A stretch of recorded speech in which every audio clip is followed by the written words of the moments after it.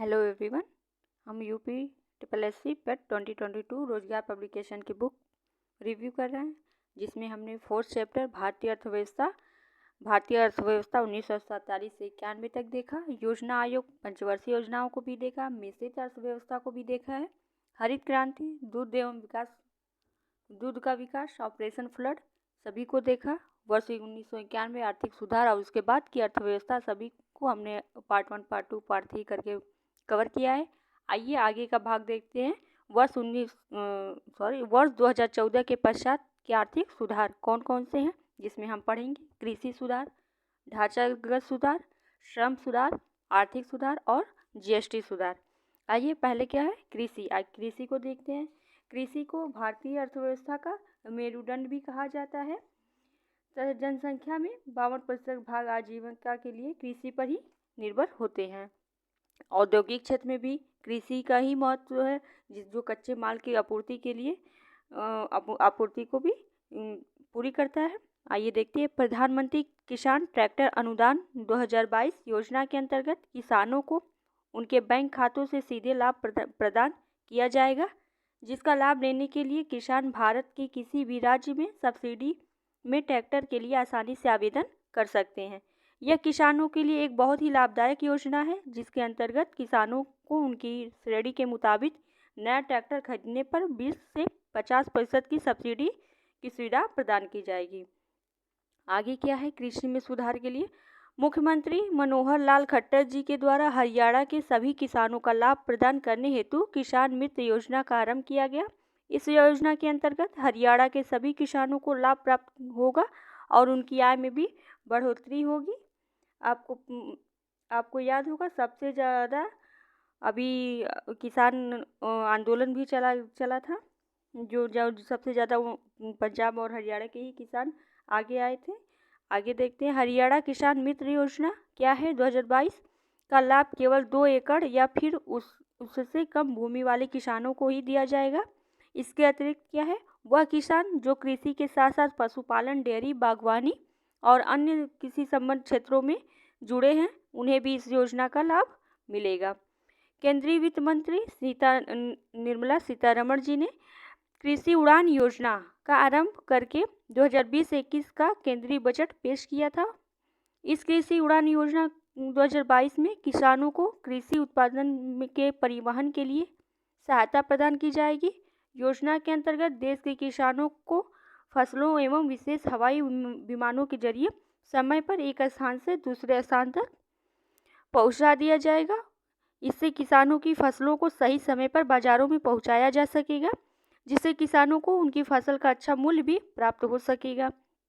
केंद्रीय कृषि मंत्री ने कृषि खरीफ अभियान 2022 का राष्ट्रीय सम्मेलन का उद्घाटन किया। कोविड-19 के प्रतिकूल प्रभावों के बावजूद कृषि क्षेत्र में 2021-22 में 3.9% तथा 20-21 में 3.5% की वृद्धि हुई। फसल विविधीकरण कार्यक्रम में जल संरक्षण आत्मनिर्भरता पर भी परिकल्पना की गई थी। आइए आगे देखते हैं। पर्यावरण अनुकूलन कृषि उत्पादन के लिए भारतीय प्राकृतिक कृषि पद्धति कार्यक्रम की भी शुरुआत की गई। 2015-16 से 2020-21 में राष्ट्रीय खाद्य सुरक्षा अधिनियम के तहत राज्यों और केंद्र शासित प्रदेशों को 1052 लाख तक खाद्यान्न आवंटित किया गया। प्रधानमंत्री किसान मानधन योजना की शुरुआत 9 अगस्त 2020 में झारखंड के रांची से हुई थी। कभी कभी क्वेश्चन में डायरेक्ट सिर्फ यही पूछ देता है कि इस योजना की शुरुआत कब की हुई थी और कहाँ से हुई थी। याद रखिएगा, प्रधानमंत्री किसान मानधन योजना 9 अगस्त 2020 को झारखंड के रांची से हुई थी। रांची। इस योजना का उद्देश्य क्या है, 2 हेक्टेयर से कम जमीन वाले किसानों को 60 वर्ष की आयु के बाद बुढ़ापे में जीवन यापन करने हेतु सरकार द्वारा प्रति माह 3000 रुपये की पेंशन धनराशि उपलब्ध कराई जाएगी। आगे है प्रधानमंत्री किसान मानधन योजना के अंतर्गत लाभार्थियों द्वारा 50% प्रीमियम का अनुदान किया जाएगा। बाकी 50% प्रीमियम का अनुदान सरकार द्वारा किया जाएगा, यानी कि 50% जो लाभार्थी होंगे उनके द्वारा और 50% सरकार द्वारा दिया जाएगा। प्रधानमंत्री किसान मानधन योजना के अंतर्गत क्या है, 18 से 40 साल की उम्र के बीच के किसान 55 से 200 रुपये तक अंशदान देकर इस योजना से जुड़ सकते हैं। यानी कि जितना जो लाभार्थी हैं वो जितना 55 रुपये से 200 रुपये के बीच में जितना पैसा वो डालेंगे उतनी सरकार भी देगी उन्हें। आइए आगे देखते हैं। प्रधानमंत्री किसान मानधन योजना के अंदर क्या है, अगले 3 साल के लिए 10,774 करोड़ रुपए का प्रावधान किया गया है। कृषि निर्यात नीति वर्ष 2018 में लागू हुई। कृषि निर्यात नीति 18 में लागू हुई। इसका उद्देश्य 2022 तक किसानों की आय को दुगनी करने व कृषि निर्यात को 60 अरब अमेरिकी डॉलर से भी अधिक करना था। कृषि निर्यात नीति ने चाय, कॉफ़ी और चावल जैसे कृषि उत्पादों के निर्यात को बढ़ावा देने के साथ साथ इसके वैश्विक कृषि व्यापार के लिए भी देश की हिस्सेदारी बढ़ाई थी। चाय कृषि उत्पादन का बोर्ड भी बनाए गए हैं, जैसे चाय है, कॉफ़ी है, चावल है। तो जो कॉफ़ी बोर्ड है, कॉफ़ी बोर्ड का मुख्यालय बेंगलोर कर्नाटक में है। जो कॉफ़ी अधिनियम 1942 की धारा 4 के में है। और इसी तरह चाय का भी बोर्ड बनाया गया। चाय बोर्ड का मुख्यालय कोलकाता में है, जो चाय अधिनियम 1953 के तहत बना था। इसी तरह मसालों का बोर्ड है, जो कोचीन में है, केरल में। मसाला अधिनियम 1986 में बना था। ये इम्पोर्टेंट फैक्ट है। आइए आगे देखते हैं। कृषि निर्यात नीति के तहत जैविक उत्पादों पर सभी प्रकार के निर्यात प्रतिबंधों को भी हटाने की कोशिश की है। इस नीति के लिए अनुमानित वित्त कितना है, 1,400 करोड़ से अधिक रहा है। आइए आगे देखते हैं क्या है प्रधानमंत्री कृषि सिंचाई योजना। इसकी शुरुआत कब की गई? 1 जुलाई 2015 में नरेंद्र मोदी द्वारा की गई, जिसका उद्देश्य क्या है, किसानों की आय में वृद्धि करने के लिए महत्वपूर्ण कार्य करना। प्रधानमंत्री कृषि सिंचाई योजना। कृषि सिंचाई योजना के लिए सरकार द्वारा 5 वर्षों के लिए 50,000 करोड़ रुपए का बजट आवंटित किया गया था। प्रधानमंत्री किसान सम्मान निधि योजना की शुरुआत 1 दिसंबर 2018 को रबी सीजन में की गई। इस योजना का उद्देश्य सीमांत किसानों को आर्थिक सहायता प्रदान करना, जिसके पास 2 हेक्टेयर 4.9 एकड़ से कम भूमि हो, उनके लिए था। प्रधानमंत्री किसान सम्मान निधि योजना के तहत किसानों के खातों में हर महीने में 2,000 रुपये, यानी कि हर 4 महीने में होगा ना, हर 4 महीने में 2,000 रुपये की किस्त जमा होती है। आइए आगे देखते हैं क्या है ऑपरेशन ग्रीन मिशन योजना की शुरुआत केंद्र सरकार द्वारा वित्त वर्ष 2018-19 के बजट में 7 अप्रैल 2018 में की गई। शुरुआत में यह योजना केवल प्याज, टमाटर और आलू पर ही लागू हुई थी। तो इम्पॉर्टेंट है, ऑपरेशन ग्रीन मिशन योजना शुरुआत में किस पे लागू थी? प्याज, टमाटर, आलू। ऑपरेशन ग्रीन योजना का उद्देश्य क्या है? सब्जियों के उत्पादन में सही कीमत उपलब्ध कराना और किसानों को इसका रख रखाव और ट्रांसपोर्ट के लिए आर्थिक सहायता भी उपलब्ध कराना था।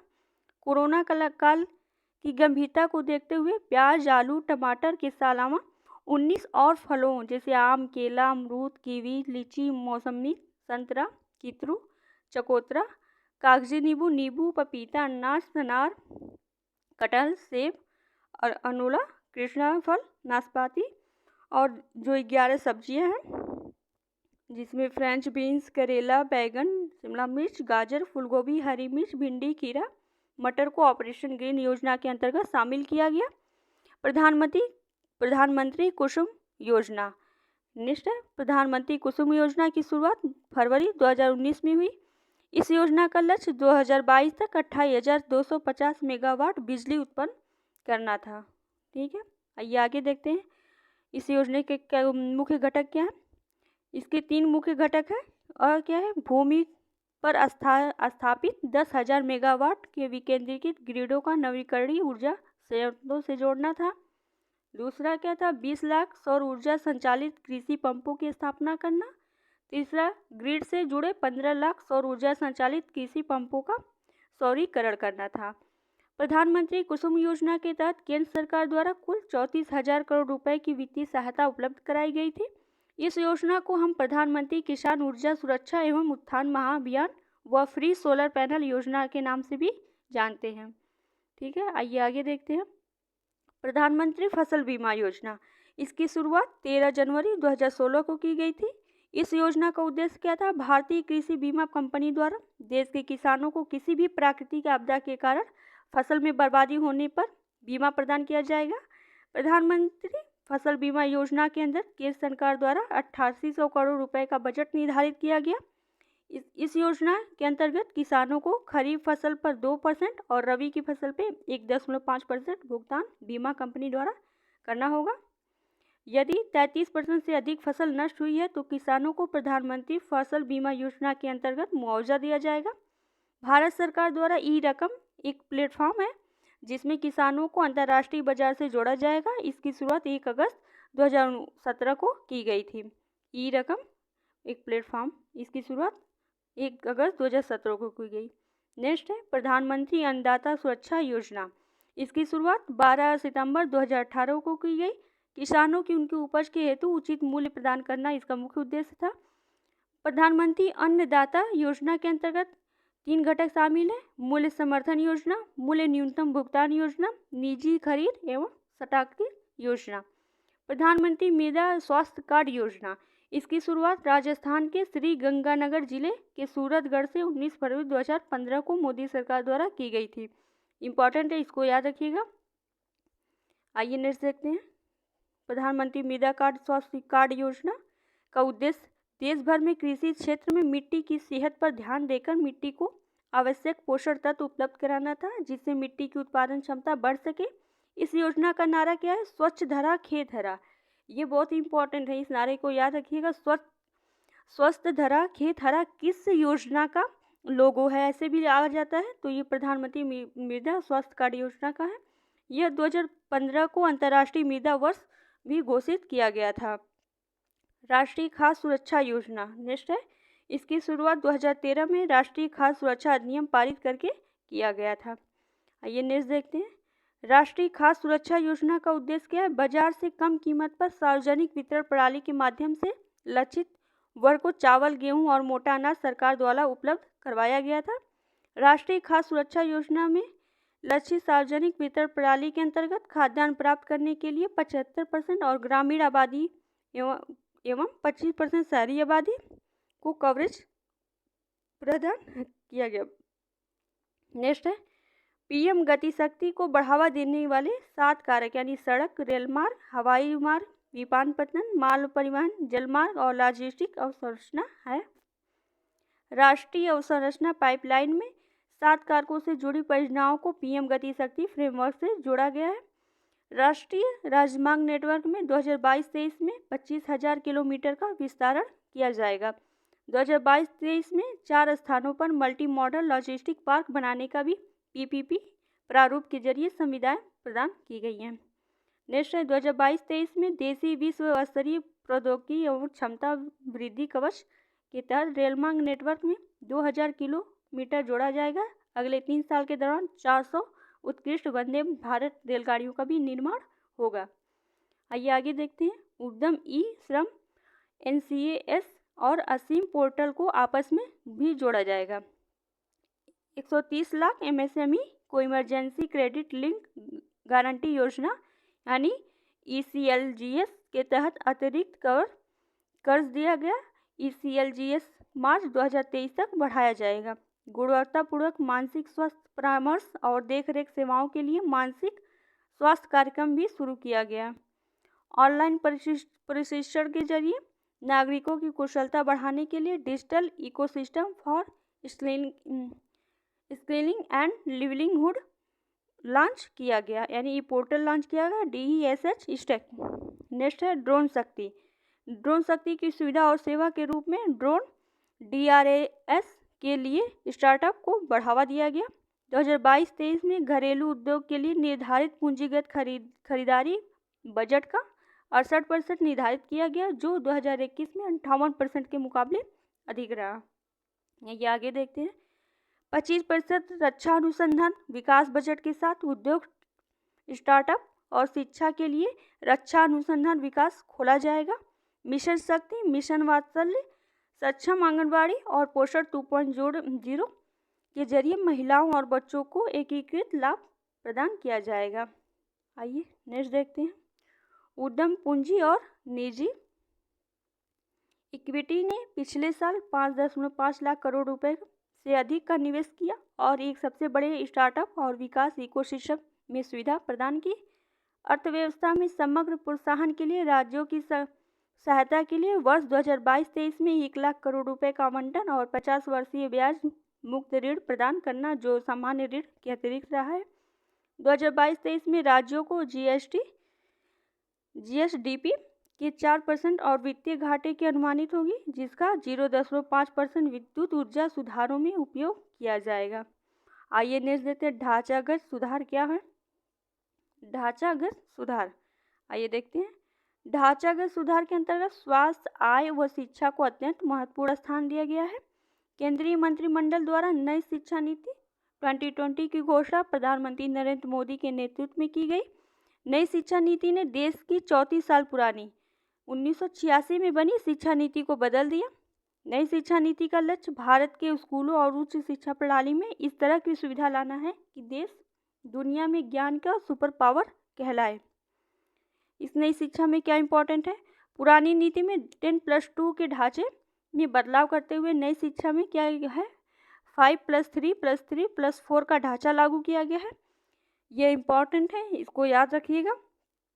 इसके लिए आयु सीमा क्या है? 3 से 8 साल, 8 से 11 साल और 11 से 14 साल और 14 से 18 साल तय किया गया है। उच्च शिक्षा सचिव अमित खरे द्वारा बताया गया कि नई शिक्षा में मल्टीपल एंट्री एग्जिट सिस्टम लागू किया गया है। इसमें 1 साल बाद सर्टिफिकेट और 2 साल बाद डिप्लोमा और 3 से 4 साल बाद डिग्री मिल जाएगी। 4 वर्षीय बीएड डिग्री 2030 से शिक्षक बनने हेतु न्यूनतम योग्यता होगी। आइए आगे देखते हैं, इसका इम्पोर्टेंट क्या है। मानव संसाधन विकास मंत्रालय MHRD का नाम बदलकर शिक्षा मंत्रालय फिर कर दिया गया। पहले भी शिक्षा मंत्रालय का नाम बदल के मानव संसाधन विकास मंत्रालय रखा गया था, फिर अब चेंज करके फिर से शिक्षा मंत्रालय कर दिया गया है। नेक्स्ट है, आयुष्मान भारत योजना 2018 में शुरू की गई, जिसका उद्देश्य आर्थिक रूप से कमजोर लोगों को स्वास्थ्य बीमा मुहैया कराना है। आयुष्मान भारत योजना के तहत क्या है, प्रत्येक परिवार को 5 लाख रुपए तक स्वास्थ्य सेवा के लिए कोई भी पैसे नहीं लिए जाएंगे। इसमें करीब 10 करोड़ बीपीएल धारकों का लाभ हुआ है। वित्त मंत्री निर्मला सीतारमण ने मोदी सरकार पर का बजट 2020 में पेश किया स्वच्छ हवा और रोग मुक्त भारत की बात की थी। 2020 के बजट में टीबी को जड़ से खत्म करने के लिए साल 2025 तक लक्ष्य रखा गया है। ये इम्पोर्टेंट है, टीबी को जड़ से खत्म करने 2025 तक लक्ष्य रखा गया है। इसके लिए सरकार ने स्वास्थ्य क्षेत्र को 69,000 करोड़ रुपए भी दिए हैं। भारत में कोरोना वायरस को देखते हुए 17 अप्रैल 2020 में मोदी सरकार आरोग्य सेतु ऐप भी लॉन्च किया। आरोग्य सेतु ऐप के जरिए संक्रमित व्यक्ति की पहचान की जा सकती है और आम आदमी इस खतरे को आसानी से भाप कर बच सकता है। ठीक है, आइए आगे देखते हैं। 2020 में मोदी जी द्वारा घोषित 20 लाख करोड़ रुपए के आर्थिक पैकेज की घोषणा की गई। इसमें स्वास्थ्य सेवाओं को लेकर 15,000 करोड़ भी दिया गया। 2020 में हेल्थ वर्कर पर हो रहे हमलों को रोकने के लिए एपिडेमिक एक्ट में भी संशोधन किया गया। 12 नवंबर 2020 में आत्मनिर्भर भारत रोजगार योजना का आरंभ किया गया। आत्मनिर्भर भारत रोजगार योजना वित्त मंत्री निर्मला सीतारमण जी के द्वारा आरंभ किया गया।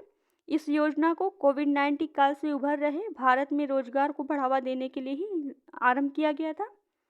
आइए देखते हैं, आयुष्मान सहकारी योजना के माध्यम से स्वास्थ्य क्षेत्र में hospital, health care for education infrastructure की स्थापना, आधुनिकीकरण, विस्तार, मरम्मत, रिनोवेशन करवाया जाएगा। इस योजना के अंतर्गत सहकारी समितियों को 10,000 करोड़ का लोन भी बांटा जाएगा। प्रधानमंत्री रोजगार योजना के जरिए सरकार देश के बेरोजगार युवकों को खुद का रोजगार शुरू करने का अवसर प्रदान कर रही है। प्रधानमंत्री रोजगार योजना का लाभ उठाने वाले रोजगार की कुल लागत 2 लाख रुपए तक होनी चाहिए। लाभार्थी की आयु 18 वर्ष से 35 वर्ष होनी चाहिए। आइए नेक्स्ट है, मातृत्व वंदना योजना क्या है। मातृत्व वंदना योजना के अंतर्गत केंद्र सरकार गर्भवती महिलाओं को आर्थिक सहायता के रूप में 6,000 प्रदान करती है। 6,000 प्रदान 2-2 हज़ार की किस्तों में करके तीन बार में दिया जाता है। प्रधानमंत्री स्वामित्व योजना 28 अप्रैल 2020 को मोदी सरकार द्वारा आरंभ की गई। प्रधानमंत्री स्वामित्व योजना का उद्देश्य क्या है? गांव की संपत्ति पर किसी भी बैंक से लोन मिलने का प्रावधान है। प्रधानमंत्री गरीब कल्याण योजना की शुरुआत 25 मार्च 2020 को की गई। नेक्स्ट है, प्रधानमंत्री गरीब कल्याण योजना का उद्देश्य क्या है? कोविड-19 से प्रभावित लोगों तक आर्थिक मदद पहुंचाना और महामारी के समय में उनकी मूलभूत जरूरतों को ध्यान रखना था। प्रधानमंत्री राष्ट्रीय स्वास्थ्य सुरक्षा मिशन 1 फरवरी 2018 को प्रारंभ किया गया। प्रधानमंत्री राष्ट्रीय स्वास्थ्य सुरक्षा मिशन का उद्देश्य गरीब लोगों को 5 लाख तक मुफ्त उपचार देना था। आइए नेक्स्ट देखते हैं, प्रधानमंत्री स्वास्थ्य सुरक्षा योजना क्या है? प्रधानमंत्री स्वास्थ्य सुरक्षा योजना 2019 में प्रारंभ की गई, जिसका उद्देश्य था नए एम्स बनाना और सभी मेडिकल कॉलेज को अपग्रेड करना था। राष्ट्रीय युवा सशक्तिकरण योजना का प्रारंभ 17 जुलाई 2018 को किया गया, जिसका उद्देश्य 10वीं और 12वीं छात्रों को सैन्य प्रशिक्षण देना था। PMO universal social security scheme की शुरुआत 23 अप्रैल 2018 को की गई थी। PMO universal social security scheme का उद्देश्य क्या रहा है? श्रमिकों, कामगारों को सेवानिवृत्त, स्वास्थ्य, बुढ़ापा, अपंगता, मातृत्व लाभ के साथ रोजगार की सुविधा उपलब्ध कराना था। आइए नेक्स्ट देखते हैं योजनाओं।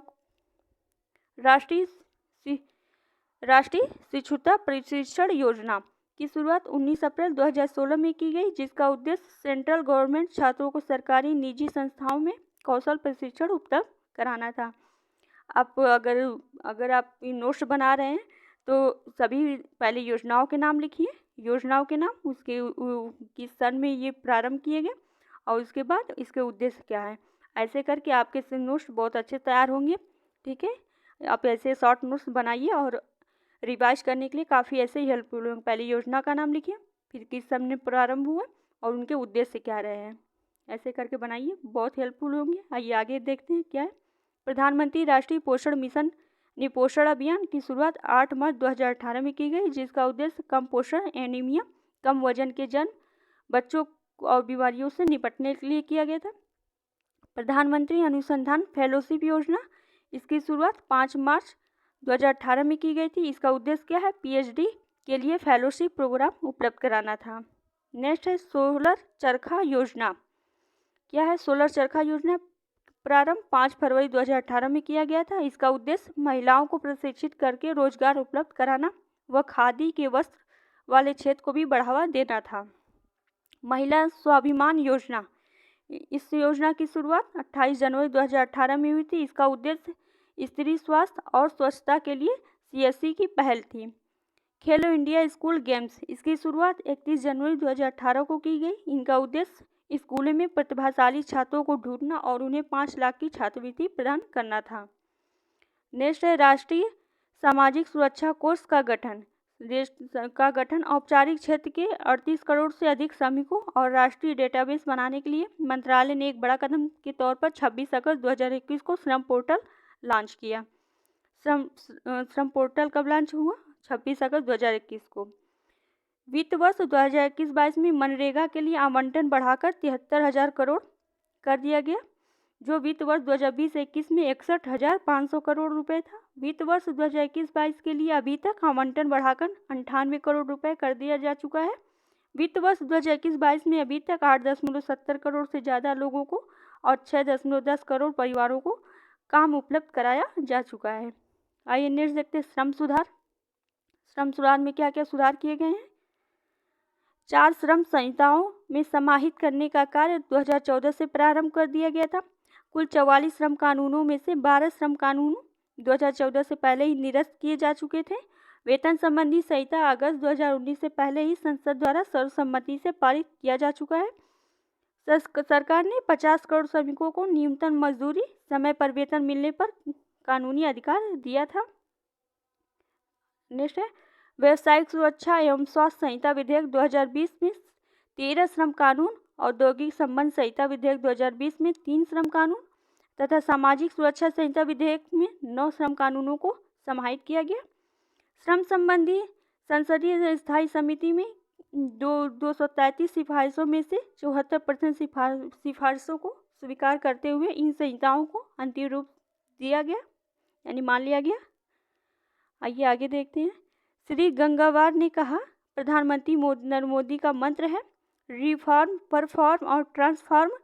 इसी मंत्र पर अमल करते हुए हमारी सरकार ने 2014 से श्रमिकों के कल्याण हेतु मुख्य कदम उठाए हैं। OSH संहिता में श्रमिकों को कार्य के लिए एक सुरक्षित वातावरण उपलब्ध कराने तथा श्रमिक कल्याण सुनिश्चित करने हेतु प्रावधान शामिल किए गए हैं। नेक्स्ट है, OHS संहिता का उद्देश्य क्या रहा है कि प्रत्येक औद्योगिक संस्थान में चाहे वहां एक ही श्रमिक कार्य कर रहा हो, परंतु वहां भी एक प्रभावी और समयबद्ध विवरण निस्तारण प्रणाली उपलब्ध कराना या होना चाहिए। सामाजिक सुरक्षा संहिता संगठित एवं असंगठित क्षेत्र के श्रमिकों को व्यापक सामाजिक सुरक्षा के दायरे में लाने का भी कार्य करेगी। सामाजिक सुरक्षा संहिता के माध्यम से सार्वभौमिक सामाजिक सुरक्षा के संकल्प को भी पूरा करने में मदद मिलेगी। श्रमेव जयते का उद्देश्य श्रमिकों की वेतन सुरक्षा, काम करने का वातावरण की सुरक्षा, सामाजिक सुरक्षा है। श्रमेव जयते के अंतर्गत महिलाओं के मातृत्व अवकाश को 12 सप्ताह से बढ़ाकर 26 सप्ताह कर दिया गया है। ये इम्पोर्टेंट है, याद रखिएगा। श्रमेव जयते के अंतर्गत मातृत्व अवकाश पहले 12 सप्ताह थे, अब 26 सप्ताह कर दिए गए हैं। और संगठित क्षेत्र के श्रमिकों और छोटे व्यापारियों को पेंशन देना, EPF और ESIC का दायरा बढ़ाना, न्यूनतम मजदूरी बढ़ाना था। पहले श्रमिक 1 वर्ष की न्यूनतम 240 दिन का काम करने के बाद ही हर 20 दिन पर एक ही दिन की छुट्टी पाने का अधिकार था, लेकिन OHS संहिता में छुट्टी की पात्रता 240 दिन की न्यूनतम शर्तों को घटाकर 180 दिन कर दिया गया है। आइए नेक्स्ट देखते हैं। श्रम मंत्री ने उल्लेख किया है कि आर्थिक समीक्षा 2019 के अनुसार राजस्थान राज्य में इस सीमा को 100 से 300 करने के बाद बड़ी फैक्ट्रियों की संख्या के साथ साथ श्रमिकों के रोजगार में भी सीजन में वृद्धि हुई है। किसी भी श्रमिकों की नौकरी छूट जाती है तो दोबारा उसके रोजगार की संभावना बढ़ाने के उद्देश्य से IR संहिता में पहली बार पुनः कौशल यानी कि रीस्किलिंग फंड का प्रावधान किया गया। इस श्रमिकों को इसके लिए 15 दिन का वेतन भी दिया जाएगा। केंद्र ने अनुसूची में उल्लिखित निश्चित अवधि रोजगार नियम को लागू मार्च 2018 में अधिसूचित किए गए हैं। आइए नेक्स्ट देखते हैं। प्रधानमंत्री श्रम योगी मानधन योजना। प्रधानमंत्री श्रम योगी मानधन योजना की शुरुआत 1 फरवरी 2019 को श्रम योगी मानधन योजना के अंतर्गत असंगठित क्षेत्र के कर्मचारियों को 3,000 रुपये की पेंशन मिलेगी। 2020 में मध्य प्रदेश में शिवराज सिंह चौहान सरकार ने श्रम कानून में संशोधन कर कई बदलाव करते हुए कारखानों में काम करने की शिफ्ट 8 घंटे से बढ़ाकर 12 घंटे कर दी थी। 2020 में योगी सरकार द्वारा उत्तर प्रदेश में श्रमिक संघ से संबंधित सभी महत्वपूर्ण कानून, काम के विवादों को निपटाने, काम करने की स्थिति, अनुबंधन आदि को मौजूदा और नए कारखानों के लिए 3 साल तक निलंबित कर दिया गया है। देश में श्रम सुधार हेतु 3 बिल पास कराए गए हैं। सामाजिक सुरक्षा बिल, स्वास्थ्य एवं कार्यदशा संहिता बिल, नेक्स्ट है औद्योगिक संबंध संहिता बिल। ठीक है, आइए नेक्स्ट देखते हैं। श्रम और रोजगार मंत्री संतोष गंगवार ने विधेयकों को पेश करते हुए सरकार ने श्रम एवं रोजगार संबंधी संसदीय स्थायी समिति की 233 सिफारिशों में से 174 को स्वीकार किया। इनका मसौदा तैयार करते वक्त 9 परिचय बैठकें आयोजित की गई थी। वर्तमान में अंतर्राज्य प्रवासी कामगार अधिनियम 1979 अंतर्राज्य प्रवासी श्रमिकों के रोजगार को नियंत्रित करता है।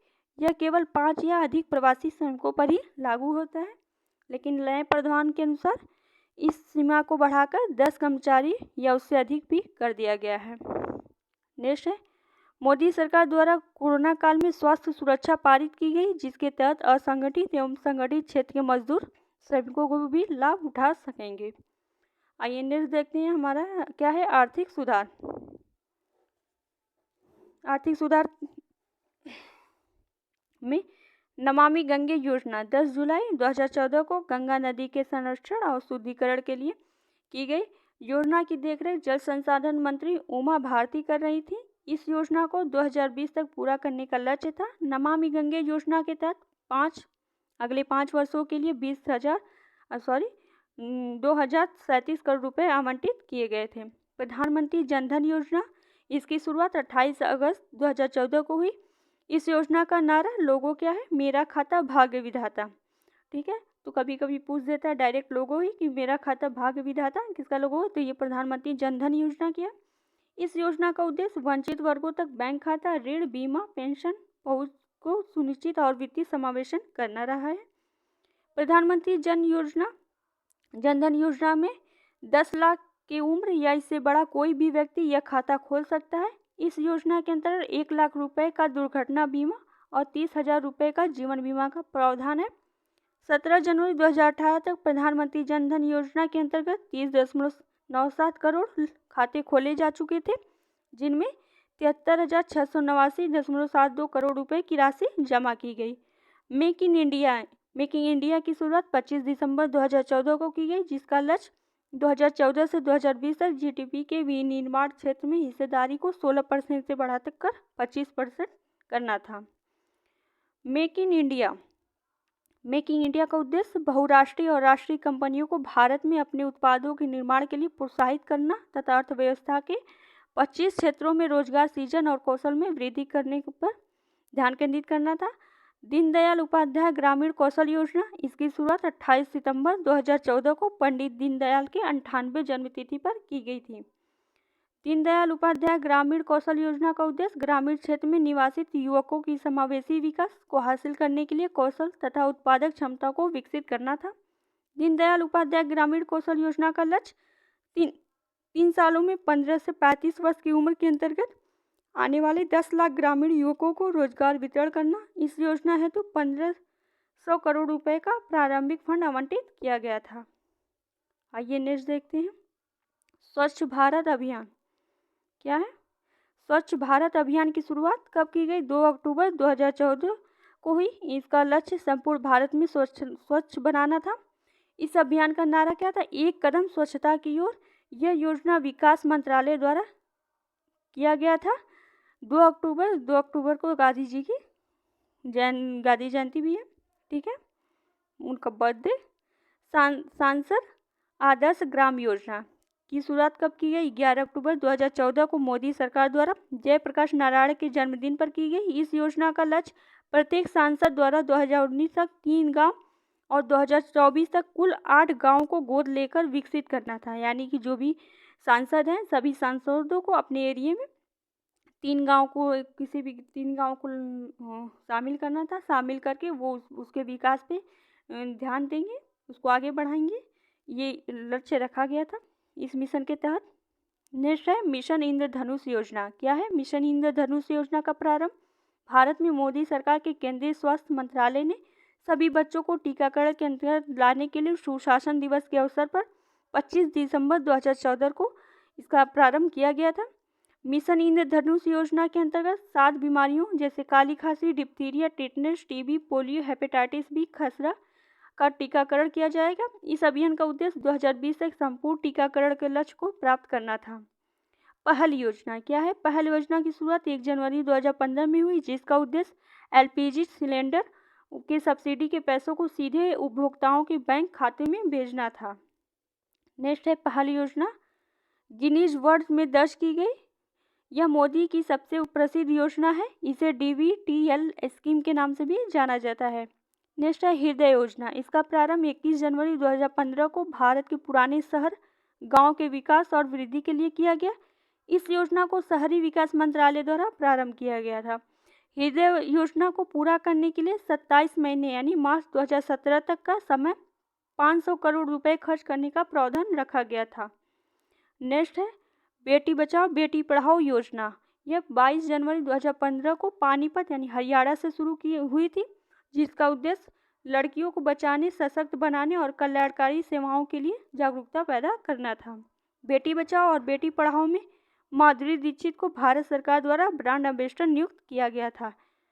बेटी बचाओ बेटी पढ़ाओ का मुख्य लक्ष्य लैंगिक समानता को बढ़ावा देना। यह योजना 100 करोड़ रुपए की प्रारंभिक राशि के साथ शुरू की गई थी। नेक्स्ट है प्रधानमंत्री मुद्रा योजना। 8 अप्रैल 2015 को लागू की गई। इसका उद्देश्य सूक्ष्म उद्योगों क्षेत्रों में विकास के लिए वित्तीय सहायता को प्रदान कराना और ऋण भी उपलब्ध कराना था।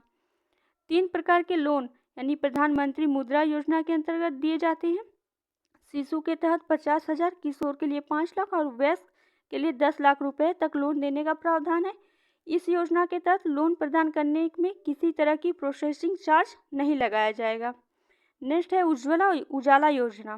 क्या है नेक्स्ट उजाला योजना? इसकी शुरुआत प्रधानमंत्री द्वारा बचत लैंप योजना के स्थान पर 1 मई 2015 को की गई। बचत लैंप योजना के स्थान पर ही उजाला योजना आया है। ठीक है। योजना का उद्देश्य क्या है?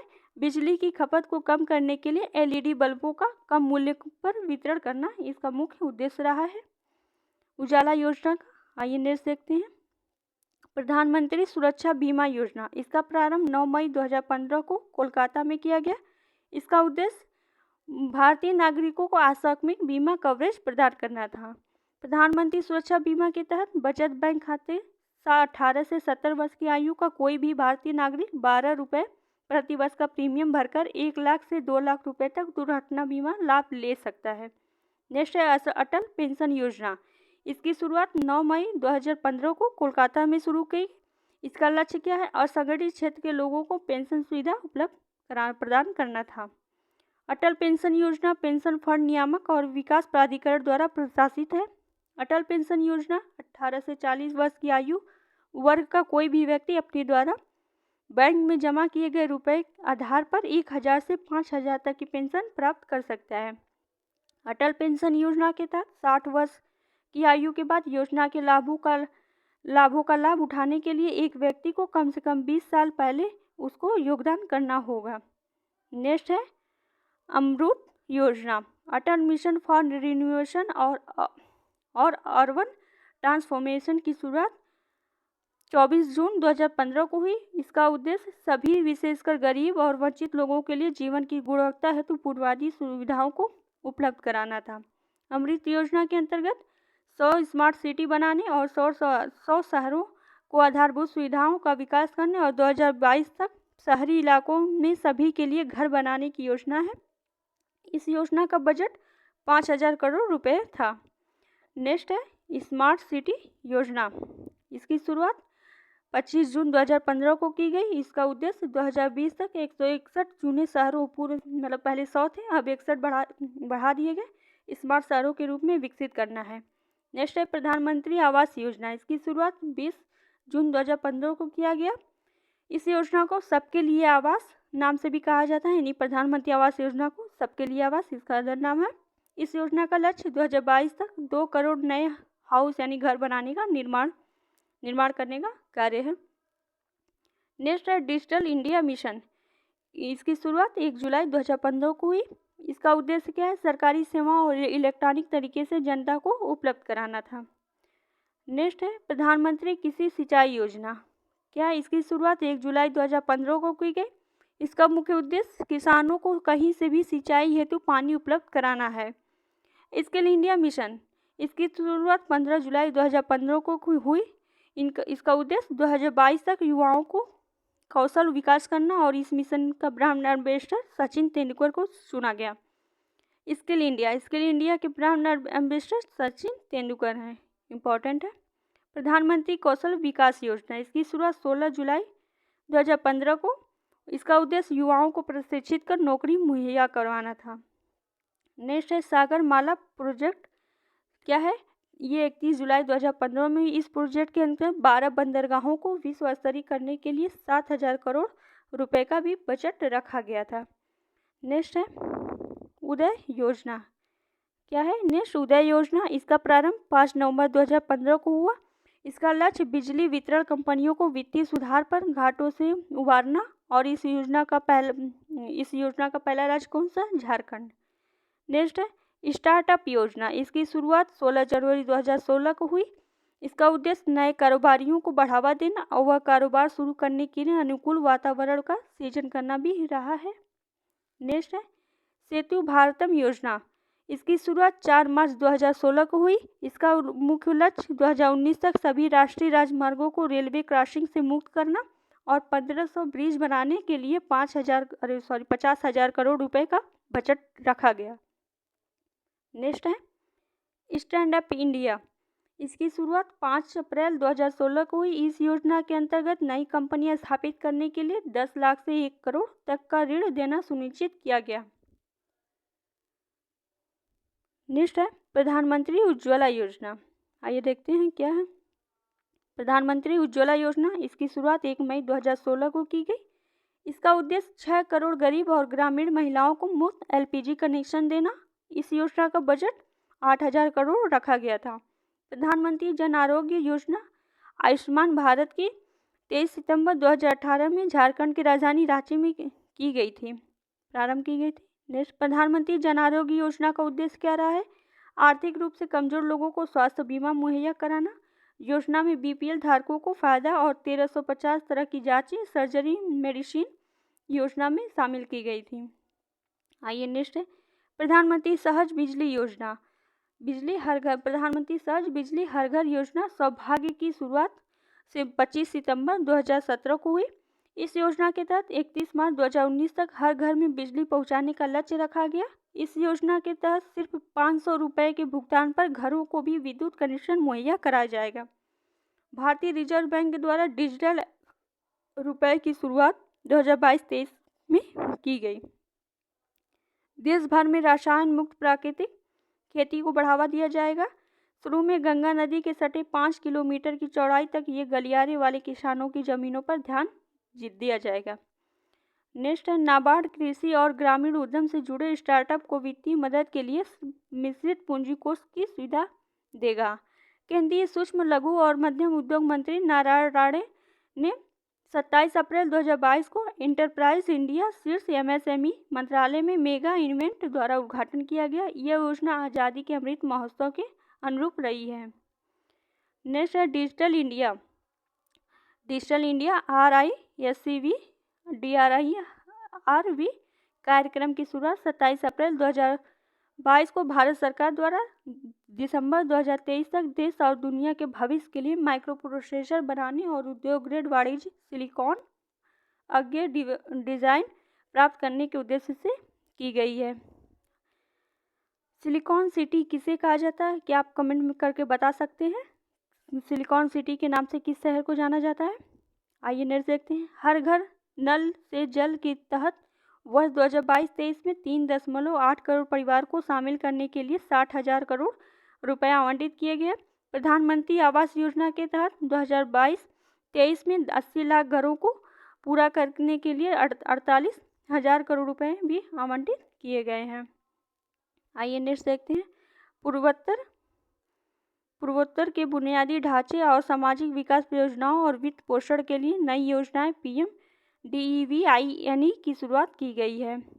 इस योजना के तहत युवा और महिलाओं को आजीविका गतिविधियों में समर्थ बनाने के लिए 1500 करोड़ रुपए की शुरुआती आवंटन किया गया है। आइए नेक्स्ट देखते हैं क्या है GST के बारे में जानते हैं। क्या है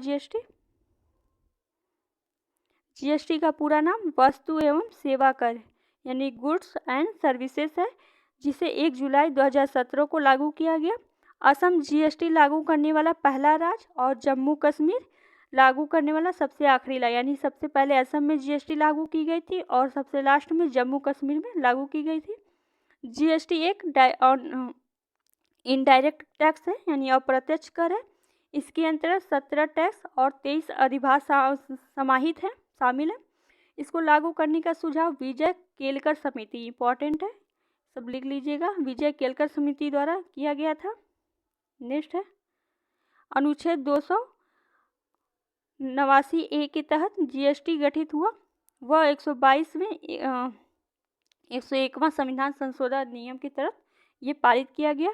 लोकसभा द्वारा GST बिल 3 अगस्त 2016 को और राज्यसभा द्वारा 8 अगस्त 2016 को और राष्ट्रपति द्वारा 8 सितंबर 2016 को इसकी मंजूरी दी गई थी।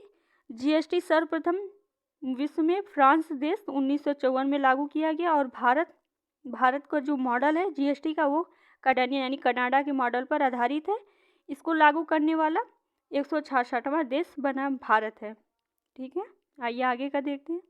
GST परिषद के प्रथम अध्यक्ष स्वर्गीय श्री अरुण जेटली जी थे। वह वर्तमान इस समय वित्त मंत्री निर्मला सीतारमण जी GST की अध्यक्ष है। GST को भारत में सर्वप्रथम सन 2000 में प्रस्तावित किया गया था। GST प्रशासन के लिए GST पोर्टल तैयार किया गया। इसके लिए रजिस्ट्रेशन नंबर में 15 अंक होते हैं। इसका मुख्यालय दिल्ली में है। सर्वप्रथम जीएसटी बिल का प्रारूप तैयार करने वाली समिति के अध्यक्ष असीम गुप्ता हैं। इसके ब्रांड एम्बेसडर यानी जीएसटी के ब्रांड एम्बेसडर कौन है? अमिताभ बच्चन जी हैं। आइए नेक्स्ट देखते हैं। देश में कर की एकरूपता लाना, सरकारी राजस्व में वृद्धि करना व सभी अप्रत्यक्ष करों को बदलना जीएसटी लागू करने का मुख्य उद्देश्य रहा है। जीएसटी परिषद की स्थापना 12 सितंबर 2016 को की गई। इसमें सम्मिलित सदस्यों की संख्या 33 है। इस परिषद में राज्यों को 2/3 और केंद्र को 1/3 वोट का अधिकार प्राप्त होना है, अनिवार्य है। जीएसटी विधेयक के पक्ष में कुल 336 वोट और विपक्ष में कुल 11 वोट पड़े थे। भारत में तेलंगाना पहला राज्य है जिसने जीएसटी विधेयक को पारित किया है। जो इम्पोर्टेंट है सबको लिख डालिएगा, आप नोट्स अपना खुद का बनाइएगा। जीएसटी के 3 मुख्य घटक हैं, सीजीएसटी एंटी सेंट्रल, एसजीएसटी और आईजीएसटी। सीजीएसटी जहां केंद्र सरकार द्वारा राज्यों से एकत्रित किया जाता है वो सीजीएसटी है। एसजीएसटी यानी राज्य की बिक्री हेतु राज्य सरकार द्वारा जो राज्यों से एकत्रित किया जाएगा तो ये, और आईटीजीएसटी जहां अंतर्राष्ट्रीय बिक्री यानी इंटरनेशनल गुड्स एंड सर्विसेज के लिए केंद्र सरकार द्वारा राज्यों से एकत्र किया जाएगा। ठीक है, आइए नेक्स्ट देखते हैं। जीएसटी के अंतर्गत क्या है? जीएसटी के अंतर्गत 4 स्लैब बनाए गए हैं। ये 5%, 12%, 18 और 28%। अधिकतम वस्तुओं को 12% से 18% स्लैब के अंतर्गत रखा जाएगा। ये इम्पोर्टेंट है, याद रखिएगा। आवश्यक वस्तुओं को या तो इस टैक्स से छूट प्राप्त है या फिर उसमें सबसे निचले स्लैब में रखा जाता है, जबकि लग्जरी को सबसे ऊपर के स्लैब में रखा जाता है। यानी 5%, 12, 18 और 28 के बीच में ही रखा जाएगा। नेक्स्ट देखते हैं। यदि वार्षिक टर्नओवर 20 लाख तथा उससे ज़्यादा है तब जीएसटी रजिस्ट्रेशन एवं भुगतान आवश्यक है। विशेष राज्यों में यह सीमा 10 लाख रखी गई है। वह इसको चोरी करने पर सरकार द्वारा 5 वर्ष के लिए कारावास का भी प्रावधान किया गया है। नेक्स्ट, जीएसटी के अंतर्गत कुछ रोजमर्रा की वस्तुओं जैसे आटा, नमक, अखबार आदि को कर मुक्त श्रेणी से रखा गया है। इसके अतिरिक्त शराब, बिजली और पेट्रोलियम, रियल एस्टेट आदि को कर मुक्त के दायरे में रखा गया है। वह बचत खाते, जनधन खातों और बैंक शुल्क को भी कर मुक्त श्रेणी में ही रखा गया है। जीएसटी नेटवर्क के साथ जुड़ी भारत की 2 बड़ी कंपनियां इन्फोसिस और विप्रो हैं। ठीक है, आइए नेक्स्ट देखते हैं। जीएसटी लागू होने के पश्चात processing fees, debit card, credit card पर लगने वाली फीस व बीमा प्रीमियम पर लगने वाली चार्जेस, अन्य वस्तुओं का दाम बढ़ गए हैं। जीएसटी लागू होने के पश्चात भारत की जीडीपी में वृद्धि हुई है। ये रहे हमारे भारतीय अर्थव्यवस्था के सभी टॉपिक्स। अभी आगे है, अब यहाँ से अभ्यास प्रश्नावली आ गई है। हम इस अभ्यास प्रश्नावली को अगले भाग में कवर करेंगे, अगले पार्ट में कवर करेंगे। ठीक है, आपको ये वीडियो कैसा लगा आप हमें कमेंट करके ज़रूर बताइएगा। और ये पेट की परीक्षा के लिए काफ़ी हेल्पफुल होंगी ये सभी topics book. Okay, thank you.